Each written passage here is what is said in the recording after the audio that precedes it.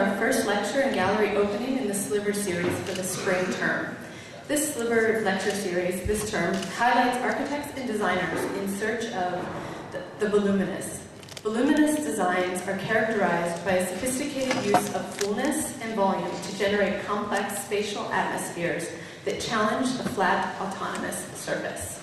Tonight, I am pleased to introduce David Erdman and Clover Lee of David Clovers and their lecture entitled A Mass. Following the lecture, please join us for the Sliver Gallery opening of Uncertainties 03, an exhibition of the crossover studio work led by Francois Roche. David Clovers brings together the distinguished practices of David Erdman and Clover Lee.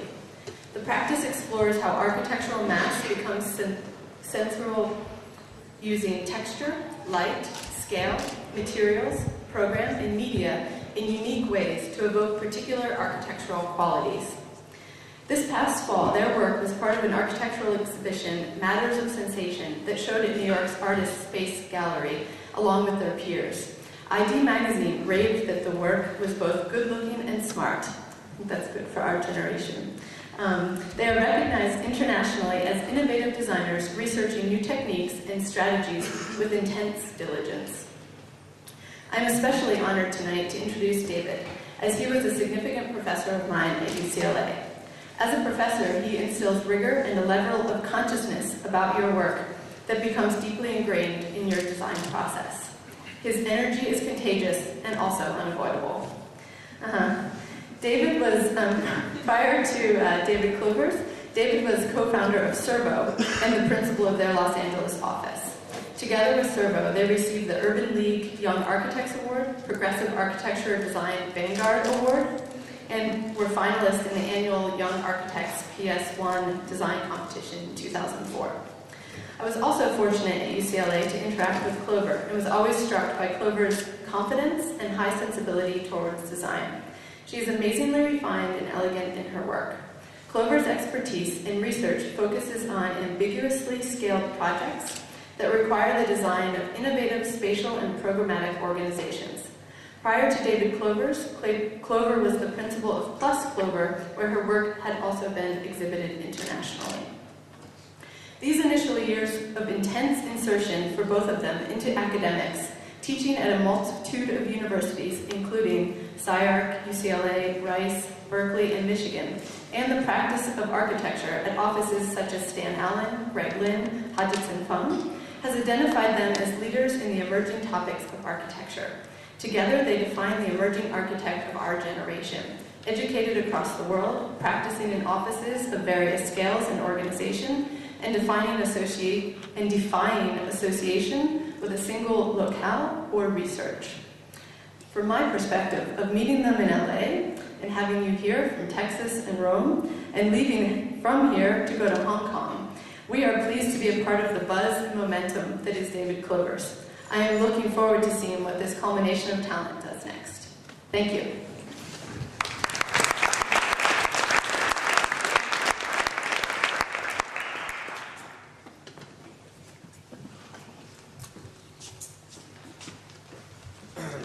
Can you all hear us okay? Well, thanks for having us here. Christy, thank you so much for that introduction. That was wonderful. We wanted to send a special thanks to Greg and Alex and everybody else here for having us here to kick off your semester. We had a wonderful tour today of parts of Vienna with Rainer, a city of many famous people, including Gertrude Stein, who once had the famous words, "A rose is a rose is a rose is a rose," something which resonates to us in terms of how we think of mass. For us, it's not about a single mass, but it's a mass is a mass is a mass. It's a conceptual thread for us in a somewhat convenient way to tie together the work we have been doing on mass, which is a bit of a shift away from the previous work we've been doing. To the extent that what we are trying to do with our work is collect things that seem not intuitively easy to put together. We're trying to find strategies to work with higher degrees of contrast, both within our own interests and within the practice itself.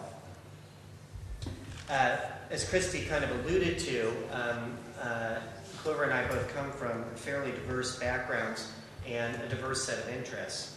And the name David Clovers itself is a kind of play on mistaken identity. We really try to embrace these differences, and instead of trying to blend out our differences, use those in the practice in the way that we work.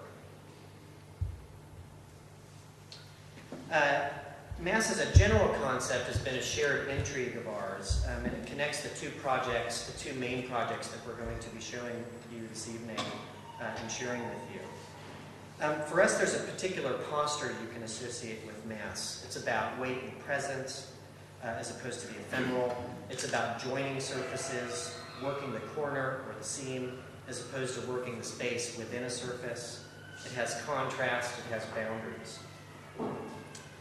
It has the ability, we believe, to be somewhat uncanny or alienating, or make use of the familiar to produce unfamiliar sensations.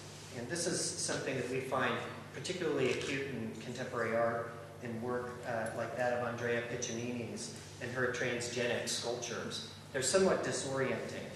It simultaneously works skin, form, age, and genome. It's a little bit out of focus, and your distance from it or your genetic relationship to it is a little bit unclear in more than one sense. So Mass for us has an ambiguity about scale. It's both large and discrete.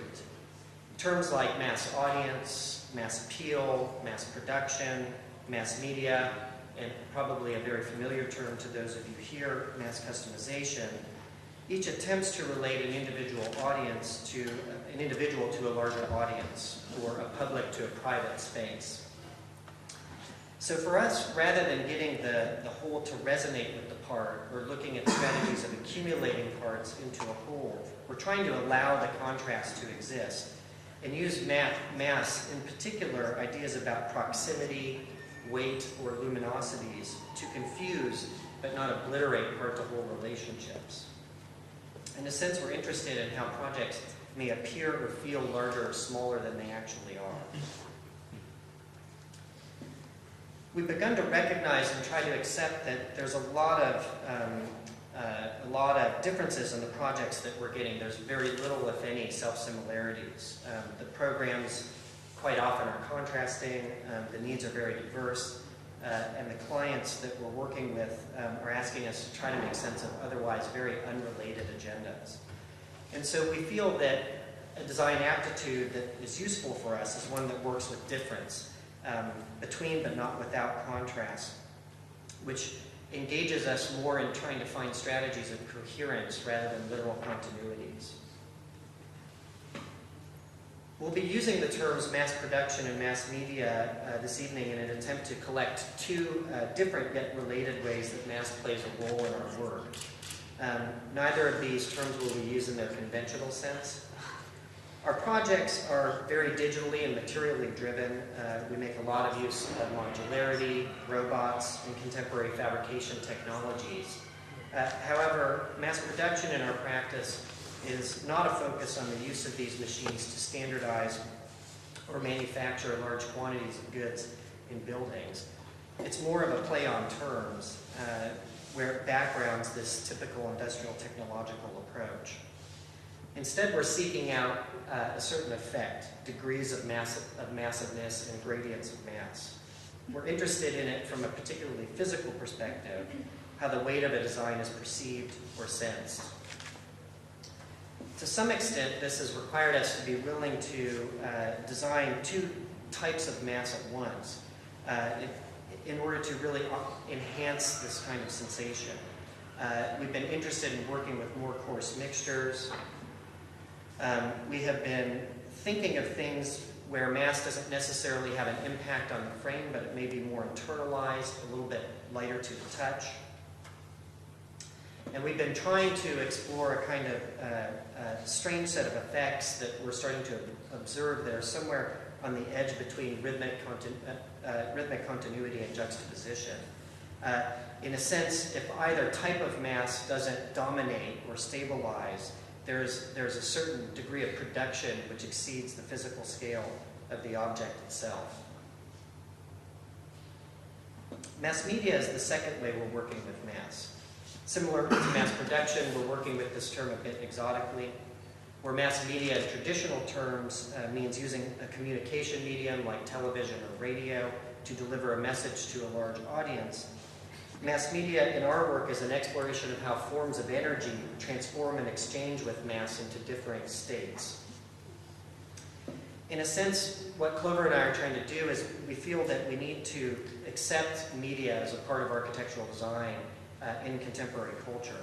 And not only be willing to work with it, but be willing to work with artists who are developing new ideas about media in the work. Similarly, we think discourses on energy and how you build energy into a project needs to not merely be attached to it, but there needs to be a kind of theoretical aptitude about how one designs energy into a project. So as opposed to some historical canons of mass that try to purify it, we're looking for a tension or a certain degree of contamination where the introduction of media is enmeshed into the mass.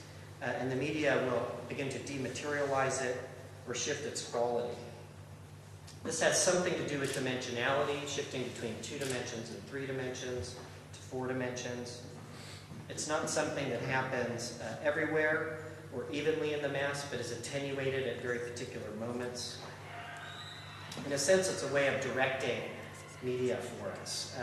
The changing of state that we're interested in is sort of like shifting from a liquid to a solid. In this case, it's shifting from media that are 2-dimensional into things that are 3-dimensional, 4-dimensional. It gives media a certain degree of agency where it begins to pry open the mass or have a certain action within it.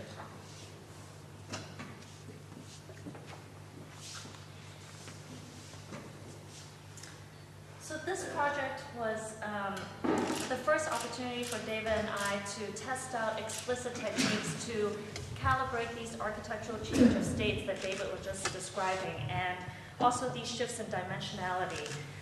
This project is called Light Mass.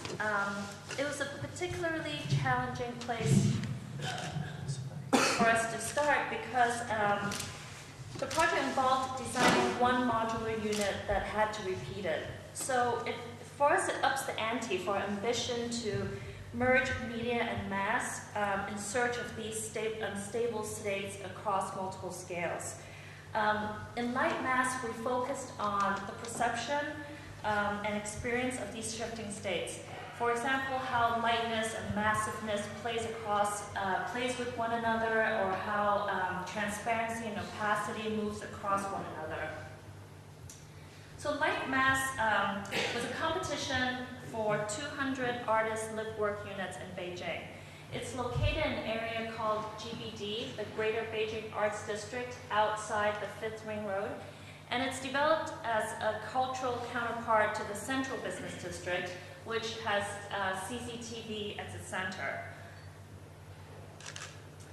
The developer for this project, which is an Italian furniture manufacturer based in Beijing, saw the GBD as slightly different from some of the existing artist community in China. The slide on the left is the famous 798 in Beijing, and the one on the right is Island 6 in Shanghai.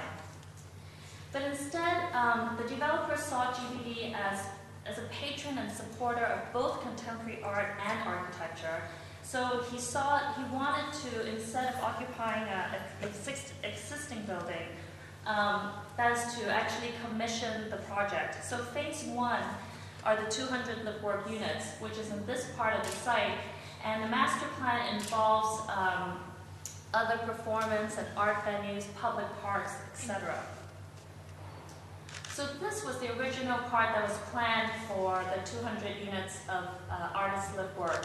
The buildings that you see are just existing one-story brick buildings that was there used for light manufacturing. We lost the competition, but we were contacted later on by the developer to build 28 units out of the 200, which I guess is typical for competitions in China. It doesn't mean if you win it, you'll get to build it, but we got involved, and in the end, they picked 15 designs, and we were lucky to have 20 units as part of it. And the site actually for them expanded. So this was the original site, but most of our 28 units are actually going to be over here. I think 20 of them here and 8 of them over in the original site. So by the time we visited the site, about 3 months after the competition, they already were finished with demolition. They demolished those brick buildings by hand, like brick by brick, in order to salvage the material. But they had tons of people working on the site. And this was a kind of photograph we took when we were at the site in the summer of 2007. So by the time we visited the site, it was really kind of like a tabula rasa. So we saw the units themselves as being the highly artificial context for the project. The constraints, the competition brief was very specific with the modules themselves. Each module, they wanted one module per artist, and each module has to fit within a 5 meter by 5 meter footprint. So these are some sectional diagrams. So this dimension is the 5 meters. They also stipulated the distribution of program. It has to have gallery on the first floor, studio on the second, living above, and then a roof garden. So with the limitations of footprint and height, basically it has like two kind of results from that. One is that you would have a very compact and singular mass for the module, and second is that you have very low ceiling heights for galleries and studios. So one of the first things we did is that we took the studio, we kind of inflated it, flipped it over, and pushed it out to grab the air rights so that we maintain the 5 meter footprint, but we actually have more room to work with the program. So we end up with higher ceiling heights for both gallery and studio. And the little kind of red strip is the vertical circulation. The program is then divided between kind of two types of masses we're working with. The studio is in a kind of more heavy and opaque mass. The gallery, which is down here, the living space, and the roof garden is housed within a more transparent plinth. And what we did is we then pulled the kind of support and circulation systems along the seams between these two masses. So there's the blue is the kitchen, the yellow are different kind of storage for the different type spaces, and the circulation weaving through between the two types of masses. Here's a kind of sectional diagram of the two studios, two units coming together. The charge of the project is that it's not just important to showcase the artist's work, but for the community to foster interaction between the artists. I don't know if that means he likes it or he doesn't like it, but we'll find out. So there's really kind of two scales of interaction and social circulation that we're interested in. One is the more private that I was describing previously, that's embedded in the module, weaving between these two types of masses. But also at another scale, when modules conjoin and come together, it starts to grab the spaces because of our cantilevers. So this is a gallery, so they start to claim the outdoor space that's defined by the studio above them. The studio becomes a bit schizophrenic as a result of this. Really what we're trying to do here, there are areas underneath it, behind it, almost on top of it, here in the roof garden. And so we started thinking about this as something that could emit effects into the plinth and into the ground space underneath the studio here. And we started going back to some of the ways that we were modeling and thinking about, well, how could you measure or begin to gauge different degrees of perceptual effects, degrees of vibration, how things slip in and out of focus. And we wanted to look at that, which was how we would draw that and how we would model that, which is one part internal research. The other part of what was driving this was we had to think about a way, not knowing exactly how this would be built and the degree of proficiency of the local architects in China, how to communicate this form to them in a way that ties back into the plinth. And this led us to some somewhat interesting places, or a little bit unusual for us. We had been doing some work on and teaching some courses on Fuller, but never really associated our interest with his because of the fact that he foregrounds production, showcases structure in a lot of his work. But we did find ourselves caught up in some of these strange energy models that he gets kind of obsessed with in his book Synergetics. And the particular idea that we became interested in was his idea of a transformational geometry, where stability is basically, it's a temporal condition. It's an event that occurs within a geometry. Old geometry also in this book has energy flowing through it, which, you know, to us sounds like a kind of 60s crystalline hippie shtick on geometry, but, you know, it caught our interest. It's a little weirder when you see them dancing with it. But this is called the jitterbug model, and this was the particular piece that interested us. Now, what interested us here is not its kinematics.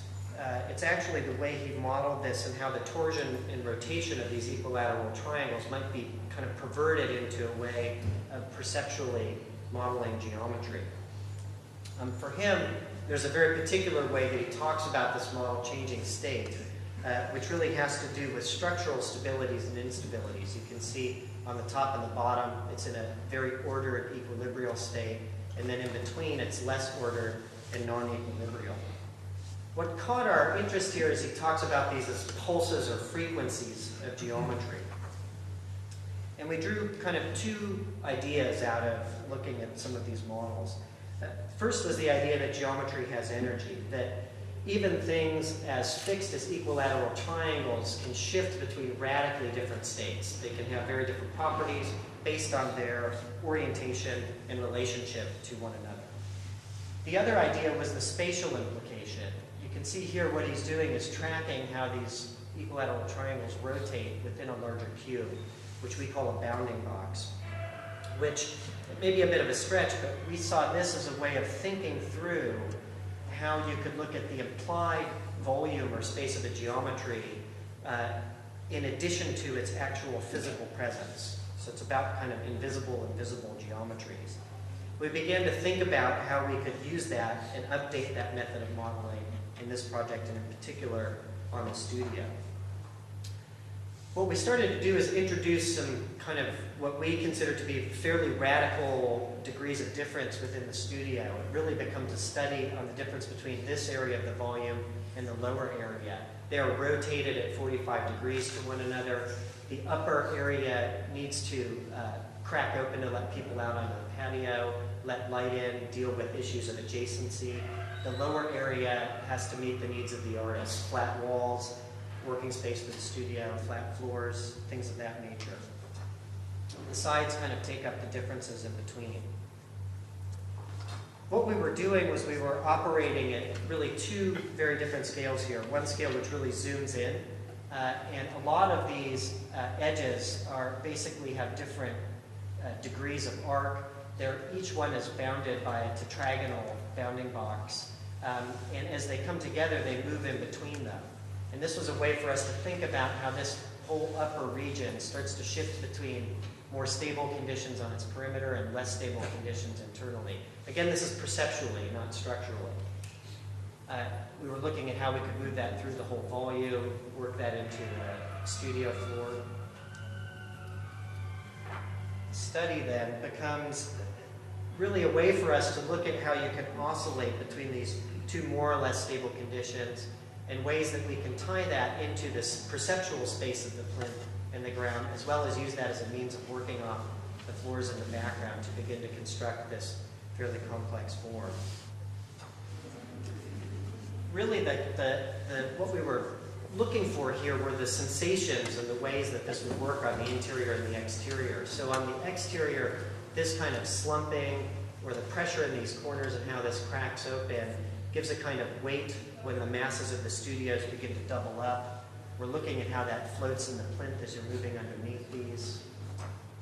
That begins to shift as you move to the interior, where we're trying to lighten up those surfaces, make them unfurl, crack open, where we're letting daylight in, here and here.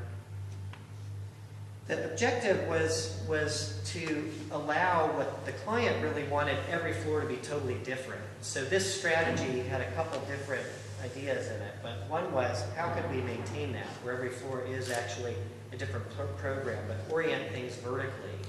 And also think about sensations that are moving from the inside to the outside, but working with extreme degrees of opacity and higher contrast between those two spaces. So beyond these qualities that David just described that happens within the modules themselves, it was important for us to also understand what are the repercussions at a larger scale when these modules are repeated and when they start to aggregate. How would these geometrical works start to imply very specific modes of aggregation? So for example, where the corner of the studio splits open, it privileges more of an edge-to-edge conjoining than a kind of face-to-face merging.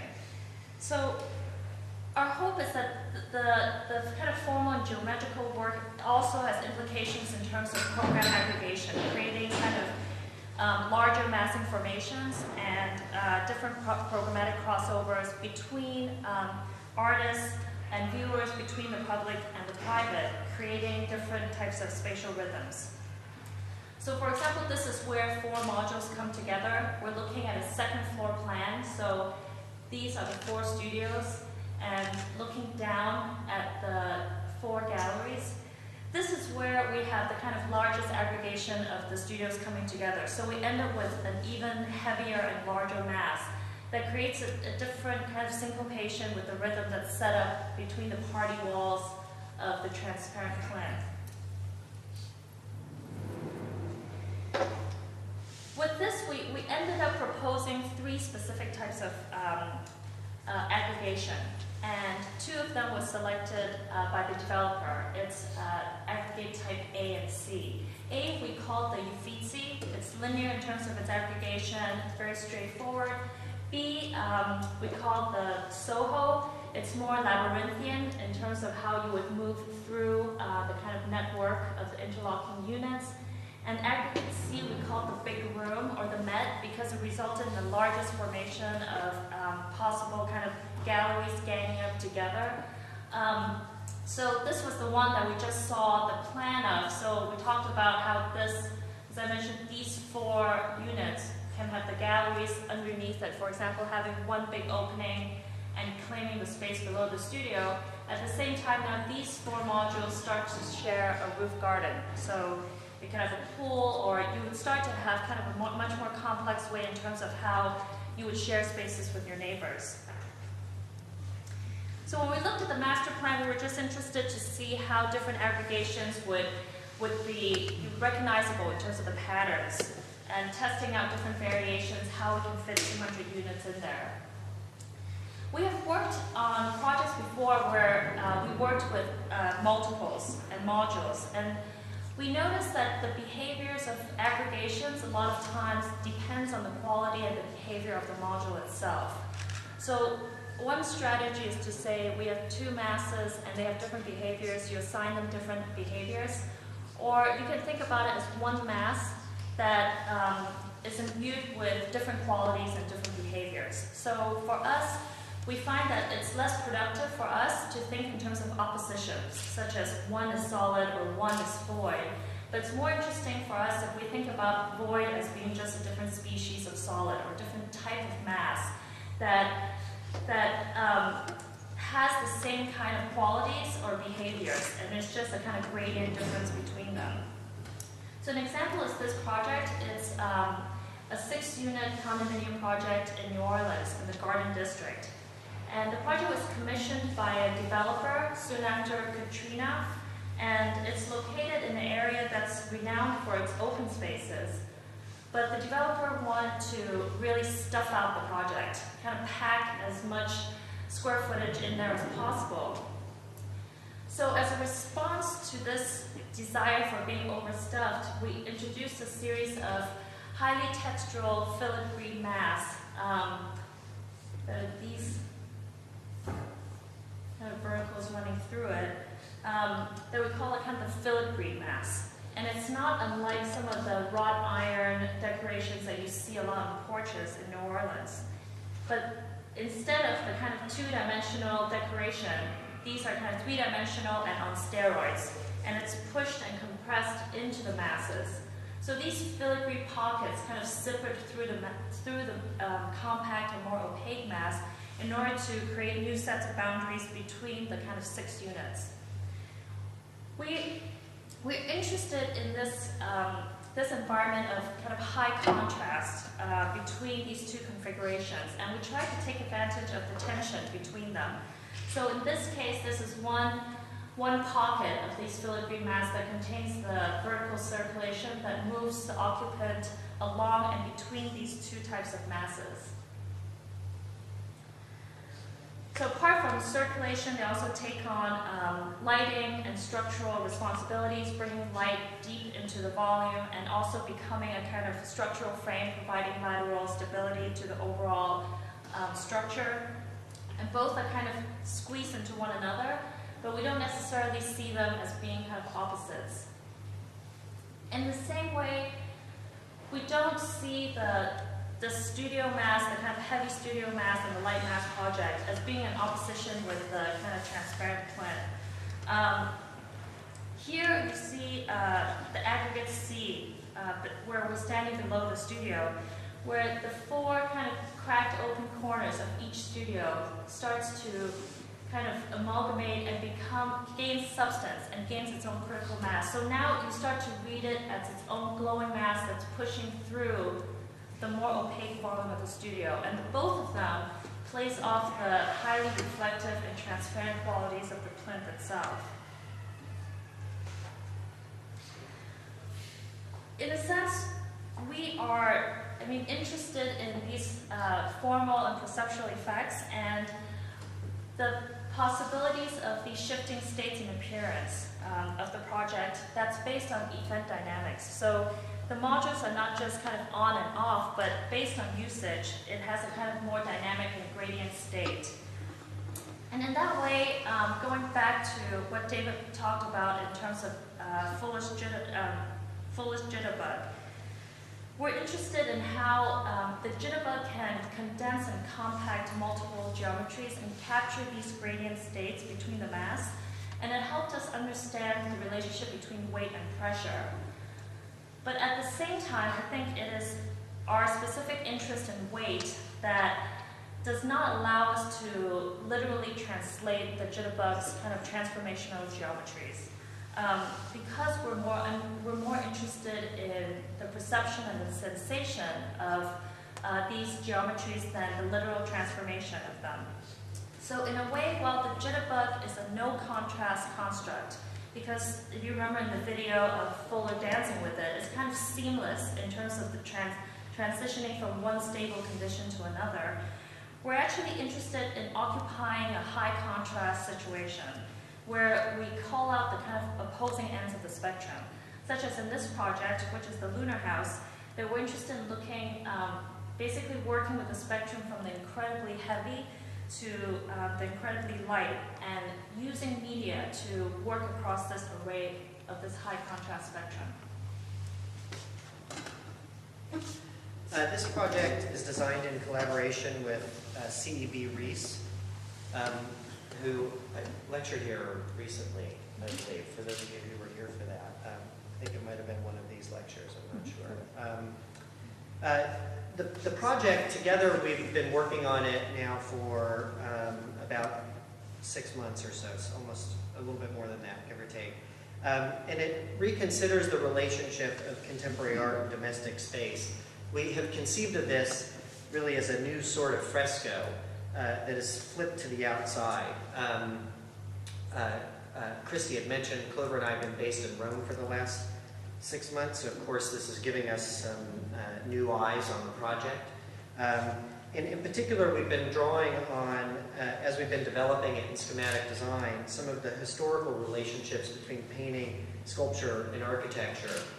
More specifically, the concept of il disegno, which is where paintings turn into sculpture, which turn into architecture. This is a way that different media maintain their contrast and autonomy on one hand, and at the same time begin to merge together or vibrate together. Bernini, Giulio Romano, these are some of the early pioneers of this idea. However, we are not reconsidering it as single authors, but in a collaborative model, and within the context of contemporary media that are used in artistic practices and within our own. Before we go into explaining more about the house, we'd like to take a little detour to just talk about the idea of mass media in some previous work and how this relates to our current perspective. In retail, the boundary between media, at least the more traditional notion of it, and architecture, we think are somewhat blurred. For instance, when we were asked to design this project for Nike, we were asked to work with a graphic designer, Connie Pirtle.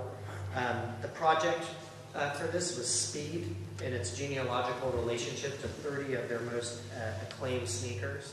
And our approach was to figure out how to feel speed in the space. It was, in a sense, to speed up the architecture and slow down the people.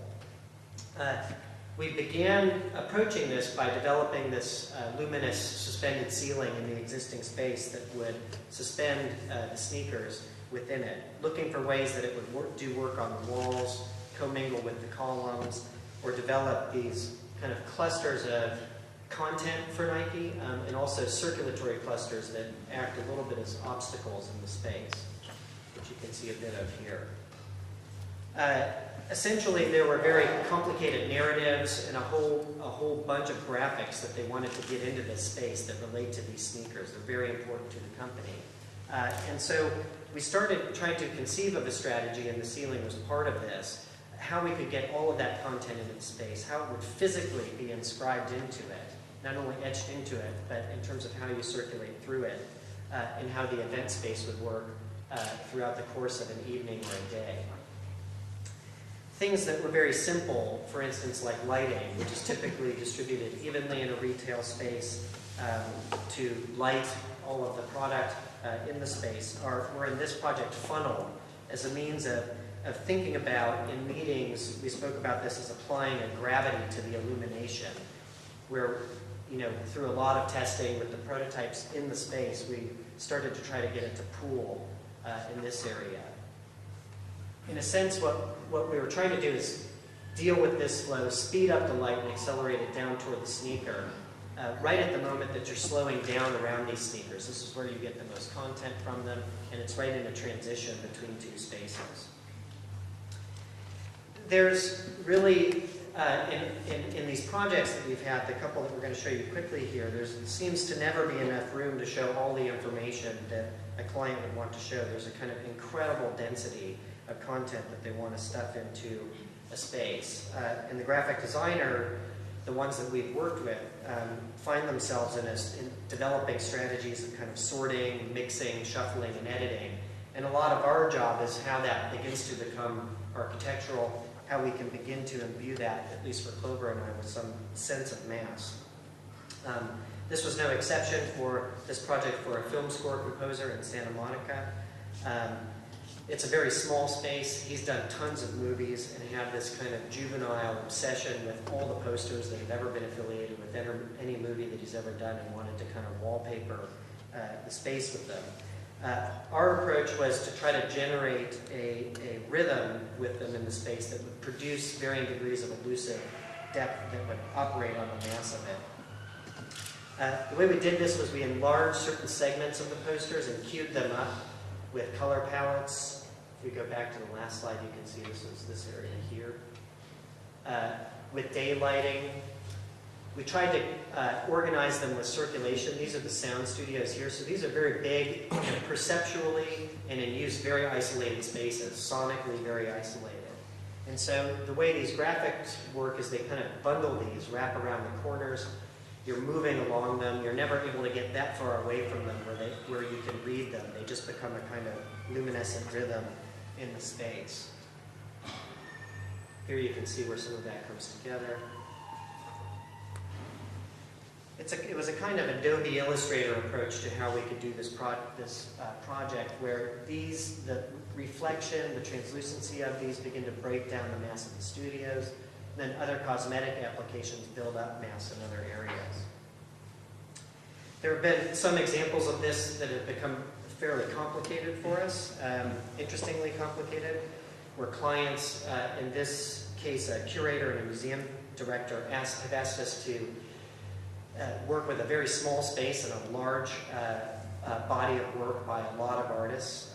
This exhibition contains 76 artists' work, and our mandate was to get all of them into a 3,000 square foot space with absolutely no walls, and to purse out of the space both very intimate spaces and very haptic ones where you could interact with the artwork very differently. Our approach to this was to think of the artwork as photons, kind of harness the energy of it, think about how to condense it, capture it, and move it around your body, over your head, at waist height, or at head height.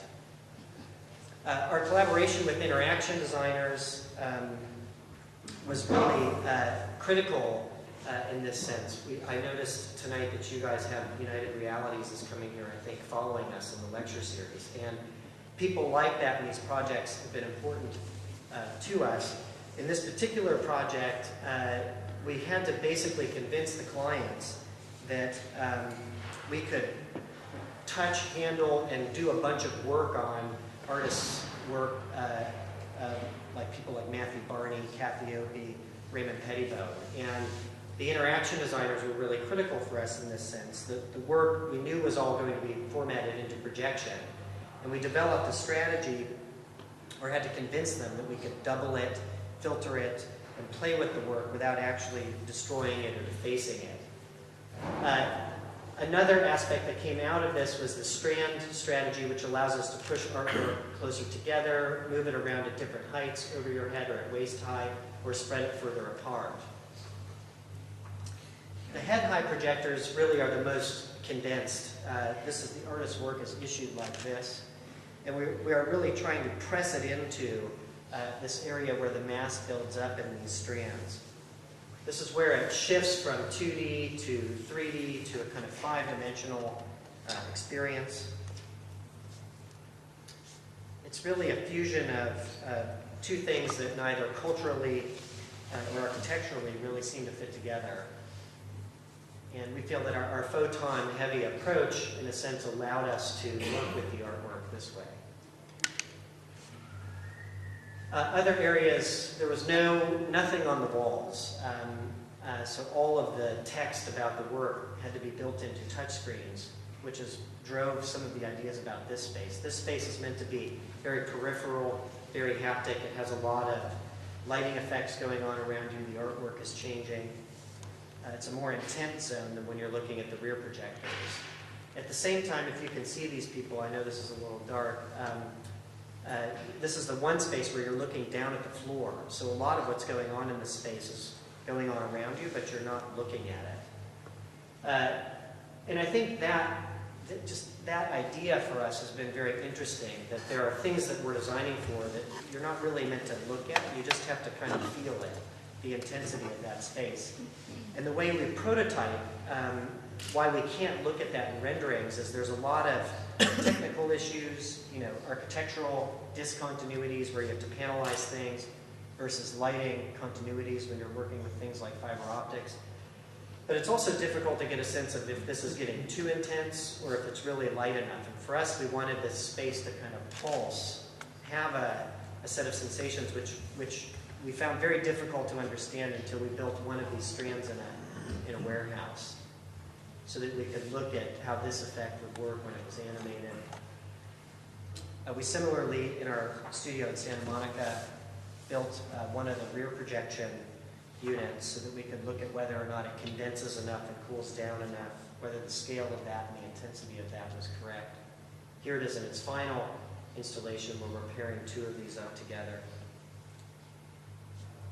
The exciting and interesting part of these projects to us are not only their collaborative aspects, but again, how we're finding media to exchange with architectural designs. This idea of massing the media, where a series of effects begin to build up because of that production that really exceed the physical boundary of the piece itself. So the projects that David just showed you, they're mostly exhibition projects, and so there are a couple of things that makes them specific. One is that media is inherent to a lot of those projects, and second of all of them were interior projects. So there were fewer constraints in terms of dealing with materials or weather enclosures, etc. So the project Lunar House kind of brought that to the foreground for us. How to work with media and mass, and also, second of all, dealing with materiality, working with the ground-up project. Lunar House is kind of a culmination of 3 projects. One is a feasibility study for a photographer who wanted a live-work structure. The second is a collaborative project that David was describing with C.E.B. Reese, the artist. And third is a prototype house for a developer in Houston. And the Lunar House started with the feasibility study for a photographer who has a lot up in Malibu, up Mulholland Drive in Los Angeles. And there were 3 specific things that the photographer's project kind of stayed with the Lunar House and was important to us. One is the photographer wanted a 4,000 square foot structure, and exactly half of it will be a studio and half of it will be living space for him and his family. Second of all, it's a very unusual site for LA. It's very big and it's very flat. But the photographer works a lot with landscape, so despite having such a big lot, he wanted to minimize the footprint of the building and to maximize kind of outdoor spaces. Last, the site is it's quite rural for LA standards. So it's very dark. There are no street lights on the streets surrounding the site at all. Neighbors are far away, so at night it's really, really dark. So we're interested to looking at how we can work with low-level lighting with the mass and the potential of the mass glowing. Looking at how different geometries of the mass will affect how it could kind of emerge from the darkness or recede into it. The live-work component for the photographer was also very important for us because it just so happens to split half-half. We're thinking about whether we split them up or we conjoin them as one mass. What are the repercussions of these massing studies in terms of its perception based on where you are within the site?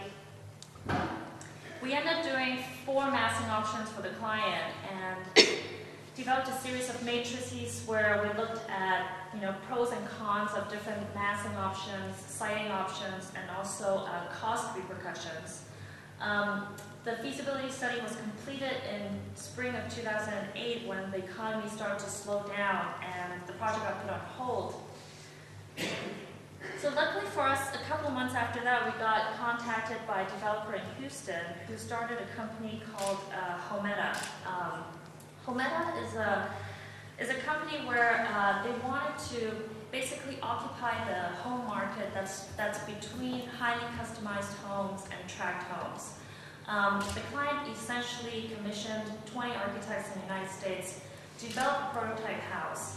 And we're asked to develop a base set of construction documents that the clients can then choose to customize more or not to customize at all based on their budget. The only requirement was that it shouldn't be bigger than 2,500 square feet, so less than 250 square meters. So working with Hometa, it was an opportunity for us to rethink the constraints and the inputs we were working with when we were doing Lunar House for the photographer. So a couple of things. One of the first things is that instead of the kind of big open site, we decided to work with a kind of generic site in the US, which is about 15 meters by 30 meters big. We wanted to work with a very specific material system for the exterior enclosure, and we decided to work with Corian solid surface. And the third is that we wanted to work with media, and specifically with lighting and topographical texture. Design-wise, the developer gave us carte blanche. And since we no longer had a singular client, we decided to develop 7 schemes simultaneously that were all based on similar constraints. They were all less than 2,500 square feet. They all had a similar program, which is a 3-bedroom. And we also, for David and I, we added the kind of work component that came from the photographer's project. And all 7 schemes work with the same material and construction system. What ties these 7 schemes together is we use the same method to control the transformational geometry of the schemes. In a sense, it made us think about prototype in a different way. That prototype doesn't necessarily mean a singular massing geometry. For us, it defines a specific set of design parameters, but it could result in multiple massing geometries. So we tested different methods of representation, and for us, these drawings are not for presentations or not about synthesizing information, but it's more of a design tool. So it's a way for us to look at the makeup of mass and what it means based on these drawing techniques. What happens when the different types of program exert pressure on it? It will start to affect the bounding box in very specific ways, extract apertures, creates bifurcations. And this is not dissimilar to some of the drawings that David showed you of the light mass project, except that this is turned kind of on its side, working across the volume instead of bottom and up.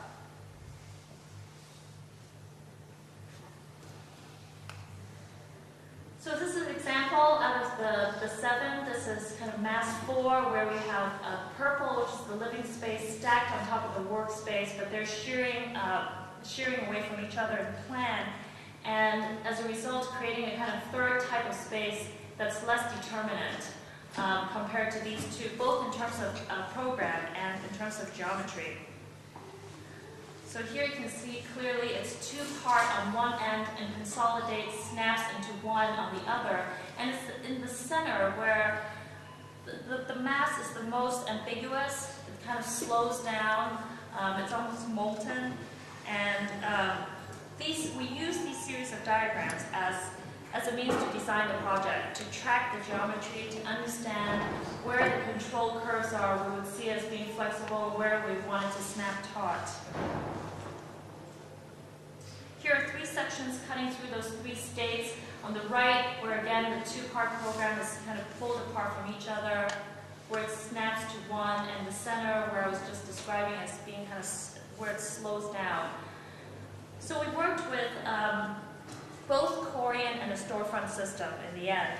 And the 2 surfaces, here actually you can see where the surface is most molten, is where we have the most also lighting, the most lighting and texture coinciding with it. So this is just a very simple diagram showing you that the white is the Corian, the blue is the storefront, and the 2 basically forms L shapes that cup each other so that the studio will be oriented in one direction where the living spaces opens up to the other side. So the series of axonometric drawings that we just showed you are the kind of design tools we were using to define our design parameters. And we then plowed through iterations just to see how much variation that we can get but still maintain the qualities and the relationships that we were interested in working with. So for example, how it sits on the site, kind of at an angle based on the perception of the mass from the street, finding out where optimal core locations would be. So this is a first floor plan. You enter here from the side. Here, actually, right above is where that's the point where the mass is kind of, the surface deviation is the most intense. So you walk up along here to a series of terraces of living and dining spaces.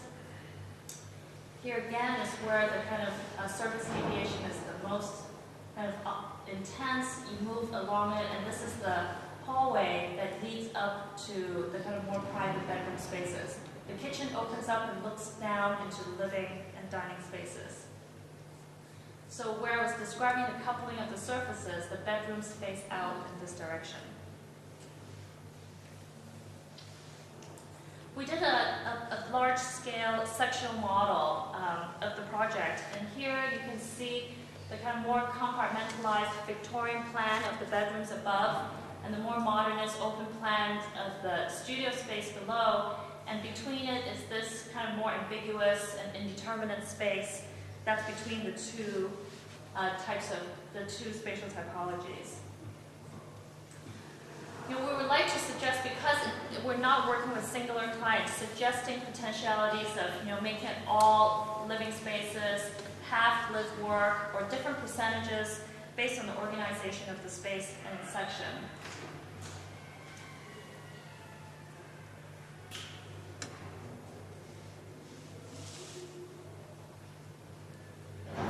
So while we use these drawings to develop the 7 schemes for the lunar house, we use them very specifically to map out relationships based on program, based on geometry, kind of edge conditions in relationship with bounding box, and also the surface texture, its location, and also its relationship to lighting conditions and the effect of it. It was also important for us to work with a physical model to better understand the kind of material input that we're working with, both in terms of structure and in terms of the qualities of the material itself. The model's about 9 feet long. This is what was recently shown in New York. Christy mentioned we were just in this exhibition. And part of the reason why we chose the Korean, Clover was talking about some of the ways that we're trying to work the site. You know, it works perpendicular to it. It has some differences in language compared to a conventional suburban site, where this is the front, this is the entry, so it works perpendicular to the road rather than parallel to it. The Korean goes along with that. It helps us to render the mass. It helps deal with some of the principles of weight that we're working with in this cantilever, but it's also materially ambiguous. It's kind of somewhat unfamiliar, neither wood, stone, or steel. And when we showed this in New York, a lot of people were very confused about what it was. Some people thought it was a huge 3D print. Everybody kind of had to touch it to try to form some kind of relationship to it. And that, precisely that kind of ambiguity with a high degree of sensation is why have been very interested in using it. In addition, by night, we're trying to make use of its translucency. There's a series of LED arrays that are embedded in the wall that make it glow. This is in part dealing with our idea of the fresco and trying to shift the character of this by night. Instead of traditionally a fresco basically producing an elusive space outside of the boundaries of a room, we are thinking about the room really being the neighborhood, much smaller lots, and that as the evening settles, this shifts its depth and produces elusive qualities within the neighborhood. For those of you who weren't here for Casey's lecture, Reese's work is entirely digital.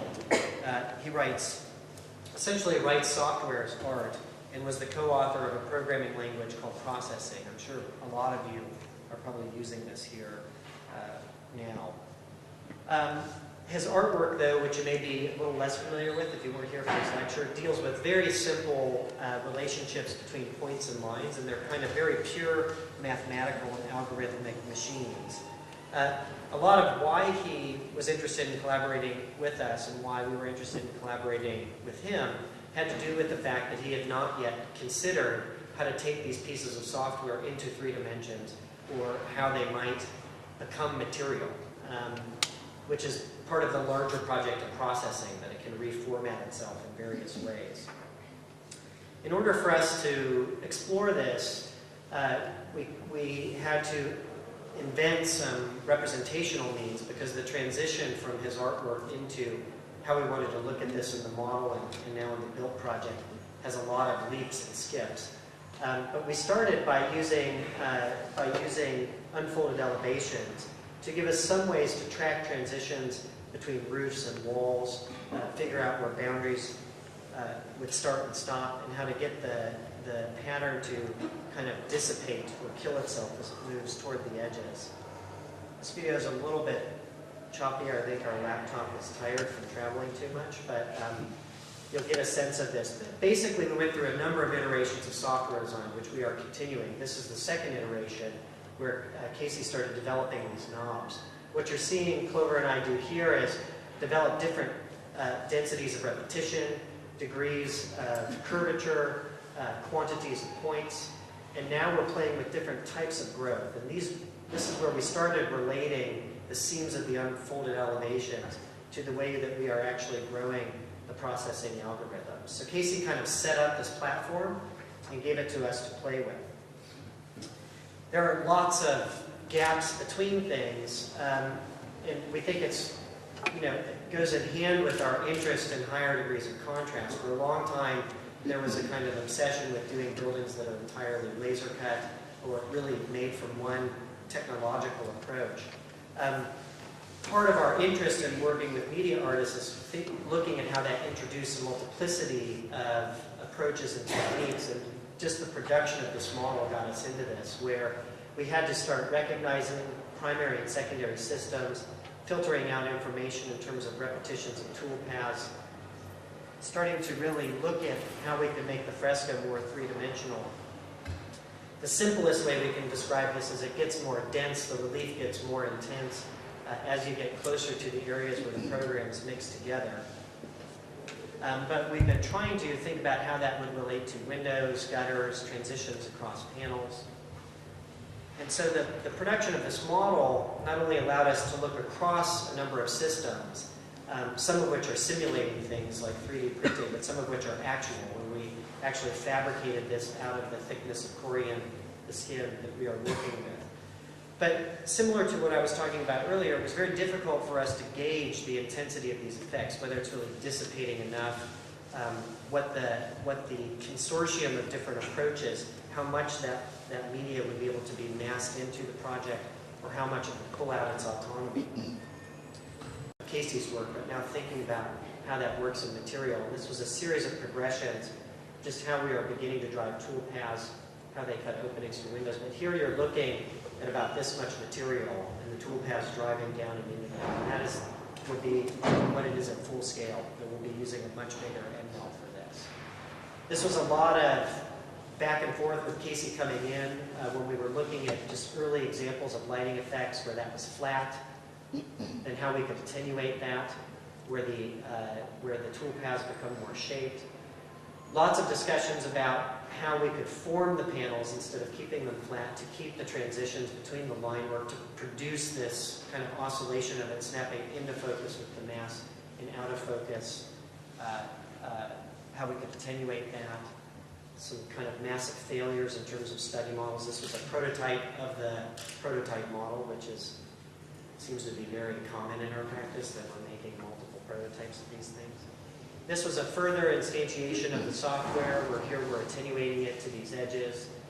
And it's impacted a lot, even just forming these panels for the model. Has been attenuating a lot of how we've been working with DuPont in our structural engineers. We have taken this farther, looking at, it's given us a sort of confidence in seeing how much of it we can flatten out now that we understand it a bit more and maintain the effect, where only small portions of it are flat now, and how that works within a much more standardized structural framing system.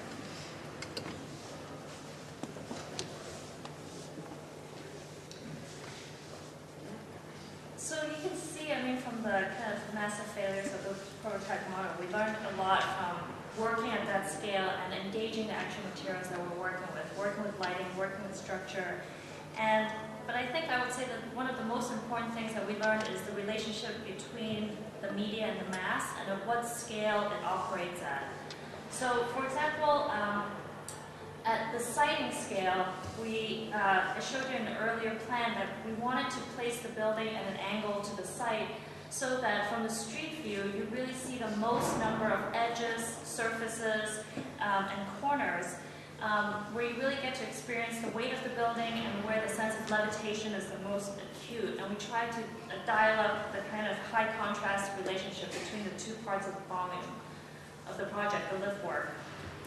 And at the building scale, we're interested in eroding the singular reading of the volume to emphasize the kind of oscillation of the edges of the different zones, the pressure that's exerted on the bounding blocks, and then at the material and tectonic scale, to work with the media, to understand how it's pressed and massed into the material. In a sense, working with the lighting and the texture to exaggerate the kind of vibrancy of the mass itself. And it was important for us to work across these scales, from the site scale, building scale, to the tectonic scale, to engage these gradient sensibilities that David mentioned at the very beginning, these kind of shifting states and these change gradient states in our work.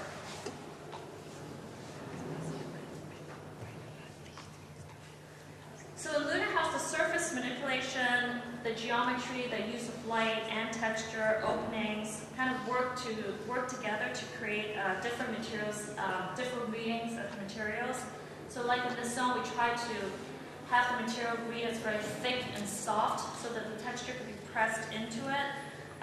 And even when the material is reading thin or ethereal, there are very specific qualities that starts to inform how we're going to cut openings into it, how dense the texture should be, etc.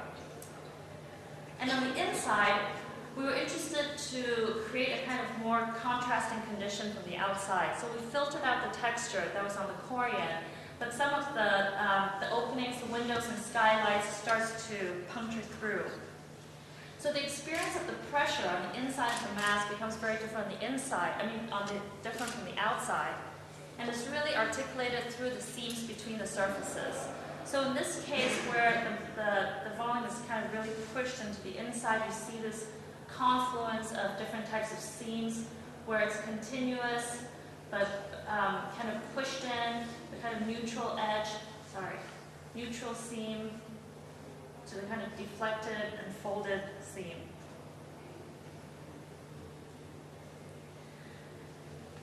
So with working with this material, there were a lot of unexpected lessons we learned.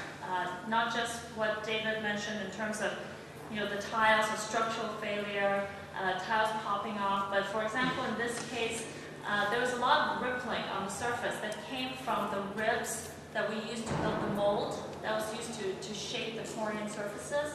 And it was unanticipated, but it happens that when we looked at it, we realized because of the lighting effect, it happens to be the most intense where the texture starts to emerge and starts to dissipate, where the surface reads as taut again. And in that way, I think the model, in conjunction with the drawings, starts to suggest how the project itself is in a kind of continuous state of render.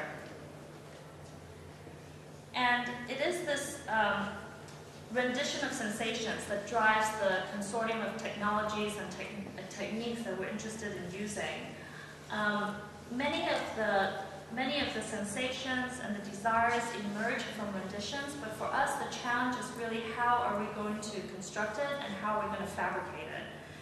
And through the process, we try to maintain focus on what we're interested in, this territory that's between no contrast and high contrast. So going back to one of the earlier slides that David showed you where we were kind of listing out our different interests, I think it's important for David and I that coming together doesn't mean that we neutralize our differences, but it's an opportunity to amplify them instead.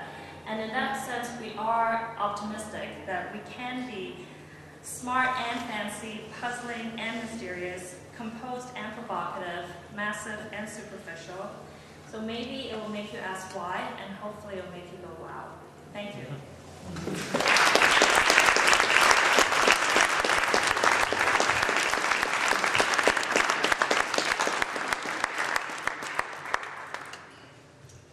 We're happy to take any questions. Wait, what time is the opening? We have to... The opening is after election. Are you leaving me up here on my own? Any questions? Yeah, what's the current state of the Chinese project? The GPD project. Yeah. We're not sure. The project was supposed to go into the ground before the Olympics. Before December, before the Olympics. They had to break ground on it, which is why when we went that summer to visit the site, they were already breaking it down. And they didn't make that deadline. So now the state is intervening and evaluating whether or not that site is going to be used for that proposal. So we haven't gotten a definitive no, but there's been no activity on it since 2007 was the last time that we worked on it. So we're keeping our fingers crossed that it will go through. We're excited to go. We're going to be in Hong Kong beginning of April, and we're excited to go up to Beijing and see what's happening. It's hard to gauge whether where the project is because we realize that it will happen with or without you, basically. Because when we first visited the site, it was, they have a minimal set of drawings and representations, mostly renderings, not even plans and sections. The plans and sections, we send them were this big. and they were ready to build. They already had models of it on the And site. we want to tell them, wait. Wait a minute, we don't even know That's why we steel or concrete yet, but they were ready to start. So that's why we frantically got into developing those drawings and figuring out a way that we could communicate to them how to maintain some of the three-dimensional qualities of the studio space. And I think doing those drawings, it was interesting for us because we realized it's a set of drawings that's not what we're used to in terms of construction documents where you dictate all the details, dimensions, relationships. But since they couldn't tell us if they were going to do it out of concrete or steel. So the drawings became a way to communicate just relationships. For example, nothing is dimensioned. It's just that how you could potentially build it. So it could be bigger, it could be smaller. But how can those relationships be maintained without dictating, down to the inch or even the foot? We had no control over that. It also put all the money into the studio, and that's, the concept of it as a kind of emitter that would act on the other mass and spaces underneath and around it. It was partly a pragmatic strategy to say this is the thing that's important. The rest of it can be pretty rudimentary and straightforward, and we'll still keep intact the effects that we were looking for in it. Both the artists' spaces and the Lunar House project, what is your approach to the relation between the interior and the exterior surface, like the surface thickness? Because you're carving into the surface, but in the sections, like in the constructive sections, it seems like you've been using basically curved, identically thick curved surfaces. They're not. They are offset and they have different characteristics. Lunar House is more aggressive about that, both because we're filtering out the patterning, but also obviously the interior ceiling and how we're negotiating structure and other things. There are technical reasons, but we've become more and more interested since GBD even in allowing those to become very different. I think we still have a lot of research in exactly what, because the effect really in Lunar House, what we're trying to do is get that pressing in.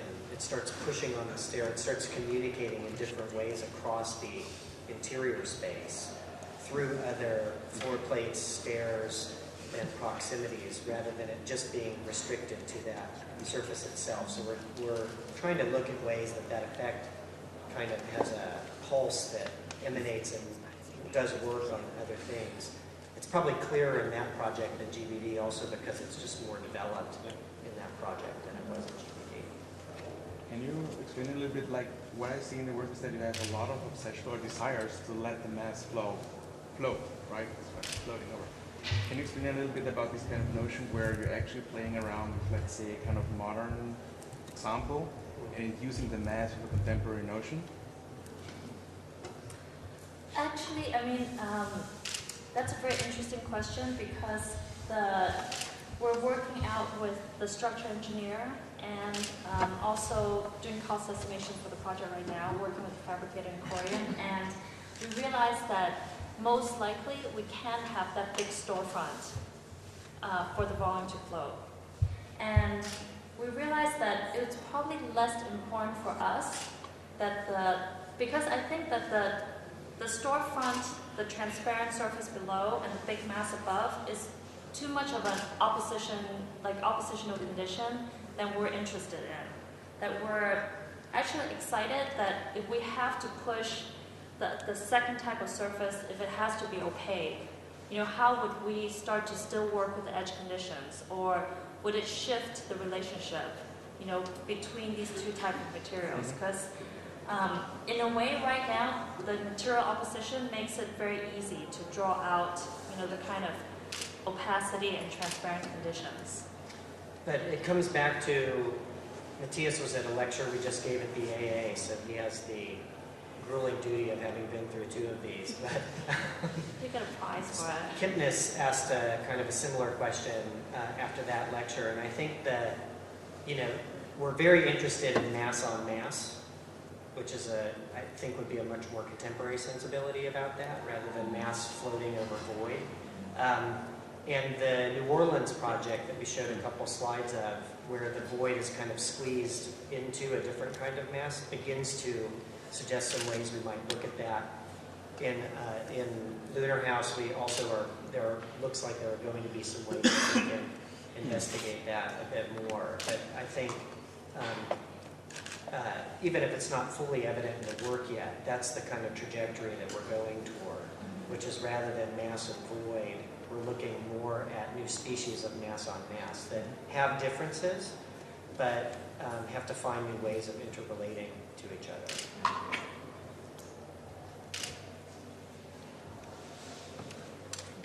What's your budget for the prefab lunar house? We're trying to get it under $500,000. Right now it's coming in at about $750,000, and we think in this economy we might be able to get it lower than $500,000. We're just going through the first round of reviews with the contractor, Corian. All of those guys are just reviewing it as we speak tonight. So we're going through the initial budget reviews for it. We have to have it budgeted and completed by basically June 1st is our deadline on it. So we're hoping to get hundreds of them built before the economy picks back up again. But DuPont, as some of you may know who are in Greg's studio, I don't know if he's spoken about this, they have a keen interest right now on kind of co-sponsoring projects, and this is the first instance of it being used in an exterior application in the States. And so we are in negotiations with them about helping to subsidize the project right now. The other example of it's in Bordeaux, for those of you that are interested or already know of this, and there are a couple of examples in Japan of it being used, all in rain screen applications. But Bordeaux is the only one the entire building is skinned with corian.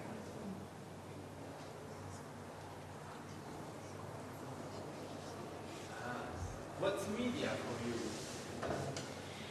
It's mass. It's nice. But you said you work with media on mass. Yes, part of it, it's a couple of different things. Part of it is media artists. Specifically in our work, we've been working a lot with light as a medium that begins to infuse itself into mass.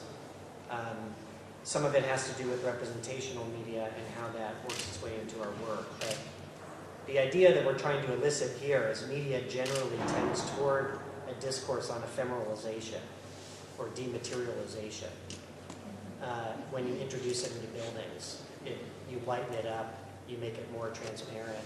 Here we are trying to actually make it participate more in the materiality of it and make it more present. So if it were things like plasma screens or more typical communicative media, instead of them being attached to the front of a building, we are looking for strategies to use that kind of media in a way that participates more clearly with the mass.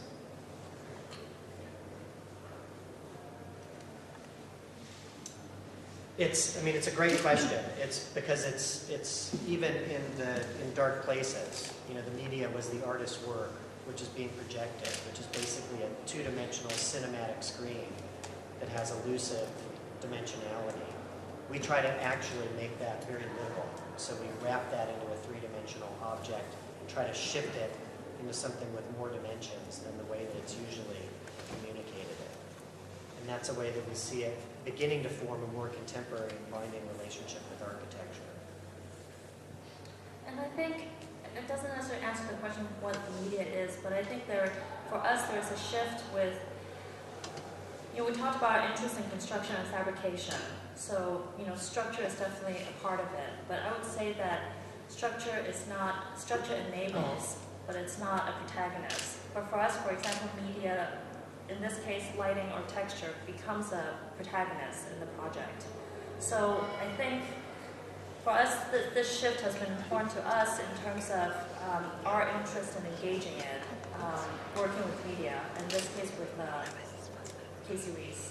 It's a very simple way of addressing, if perspective was canonical in the history of architecture to how you would form or draw a space in his experience, we think there are very open-ended questions right now about what the impact of rendering has on the contemporary generation of design. So for us, this is partly an approach to how we're working through a effects that we've seen in renderings and how we start to make them very literal in the construction of the building. This is why we would build a 9-foot model. Is we can't, you know, in a sense it's fueled by having done a lot of renderings, and yet we can't really see it in renderings themselves, so it's in this kind of space in between that we're only able to observe those effects. Which is kind of a reverse relationship in terms of finding effects that happen in the rendering, and we try to construct it. Push that into, that we use that as a fuel for the design. Sounds like the party started without us. Yeah. We're very fluid here. Okay, well, thank you very much. Thank you. Our pleasure.